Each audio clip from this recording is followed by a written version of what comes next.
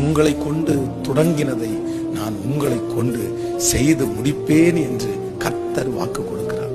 பாதி வழியில விட்டு நான் ஓடிவிடுவேனோ, இந்த காரியத்தை நான் முடிக்க முடியாதோ, என்னுடைய பிள்ளைகளுடைய உயர்வை நான் பார்க்காமலே இந்த உலகத்தை விட்டு போய்விடுவேனோ, ஏதோ ஒரு காரணத்தினாலே ஒருவேளை மனம் நொந்து நான் இந்த காரியத்தை முடிக்க முடியாதோ என்கிற ஒரு சூழ்நிலையிலே நீங்கள் காணப்படலாம்.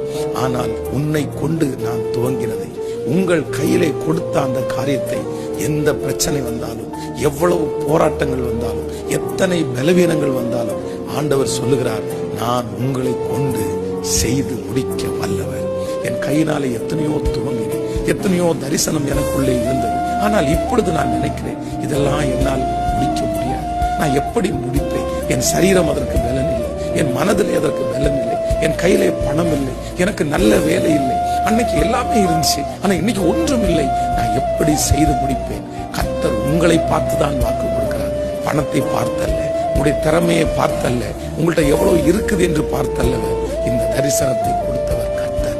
அவர் வாக்கு கொடுக்கிறார், உன்னை கொண்டு நான் துவங்கினதை உன்னை கொண்டு செய்து முடிப்பேன். உன் கைகள் தான் இதற்கு ஆரம்பித்தது, உன் கைகள் தான் அஸ்திபாரம் போட்டது, உன் கைகள் தான் துவங்கினது, நீதான் துவங்கினாய், உன்னை கொண்டே மகிமையாய் முடிய பண்ணுவேன் என்று கர்த்தர் வாக்கு கொடுக்கிறார்.